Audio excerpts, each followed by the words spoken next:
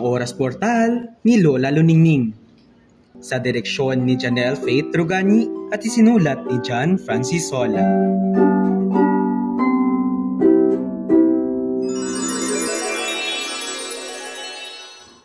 Sa tahimik na bayan ng San Teknolohiya, may isang lola na kabaliktaran ng low-tech. Siya ay si Lola Luningning, ang lola ng bayan na mahilig sa gadgets. Kahit medyo sablay ang paggamit minsan.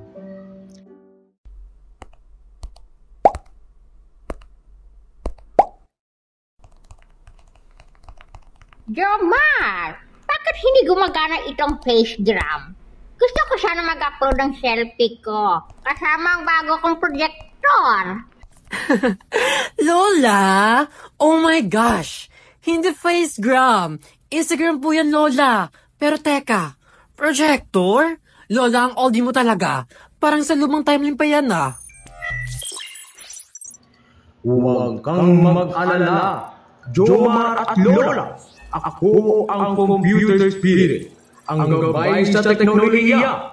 Halina't, balikan natin ang kasaysayan ng EdTech gamit ang aking Oras Portal.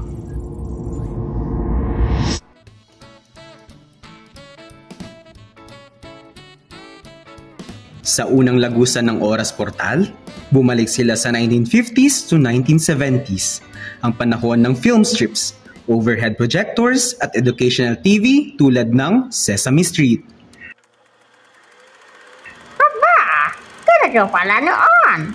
Parang tinihan ng classroom. Yes, true Lola. Noon, ang projector ay, parang magic na pangturo. Gamit ang audio-visual tools, mas nagiging engaging ang klase, lumampas na sa simpleng libro. Pagkatapos ay lumundag sila sa 1980s to 1990s, ang pagsilang ng personal computers sa mga paaralan. Ito na yung unang computer? Nakala ko dati, calculator lang iyan. Etes pa, Lola. Fun pa. May CD-ROM pa na, parang encyclopedia noon.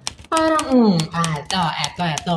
Wikipedia na hindi online, Lola. Correct. Naging digital ang learning at nagsimulang gumamit ng word processing para sa assignments. Sa 2000s to 2010s, lumawak ang internet at mobile devices. Ang online learning ay pumasok sa eksena.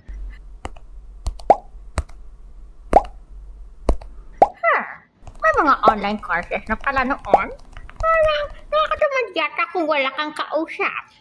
Pero Lola, dito rin lumalabas ang mga social media groups para sa mga group projects. Tsaka eto Lola meron silang interactive whiteboards na parang chalkboard. At social Lola, meron silang budget. Kasi etong chalkboard parang pak na pak. Touchscreen Lola! At nagpumpisa rin ang massive open online courses para sa self-study. Alas 3 ng hapon. This portion is brought to you by Filmy, mabilis na processor, malinaw na camera at battery na pang buong araw. Filmy, feel you, let's film every moment with you. At dumating sila sa 2020s hanggang sa kasalukuyan.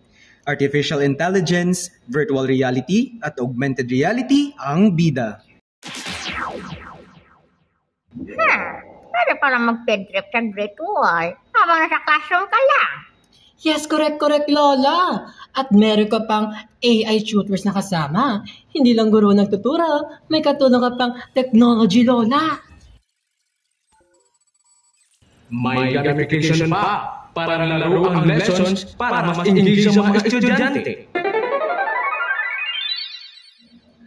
Habang naglalakbay, nakasalubong nila si Teacher Ganda, isang guro ng hinaharap na may hologram teaching tools. Hello Lola at Jomar! Sa future, mixed reality ang classroom.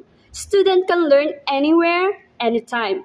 Pero, tandaan, ang technology ay tool lang. Ang tunay na pagkatuto ay nasa puso pa rin. Tama ka riyan, Teacher Ganda.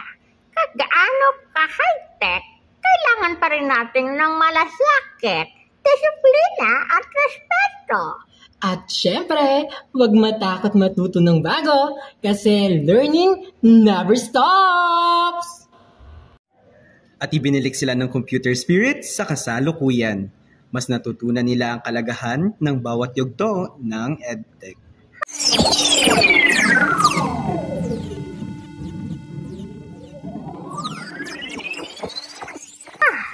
Ang dami ko palang hindi alam noon. Salamat. At natuto ako ngayon. Yes, Lola! Technology man or not, ang pinakamahalaga ay patuloy na pagkatuto at pagmamahalat ng pamilya. At yan ang sikreto ng tunay na edukasyon, bukas na isip at bukas na puso. Hanggang sa muli nating pagkikita, paalam! Sa kanilang Oras Portal Adventure, natutunan nila Lola at Jomar na bawat henerasyon ay may kanya-kanyang paraan ng pagkatuto. Ngunit iisa lang ang layunin, ang magbigay ng kaalaman, pag-asa at pag-ibig sa kinabukasan. At dyan nagtatapos ang istoryang Ang Oras Portal ni Lola Luningning.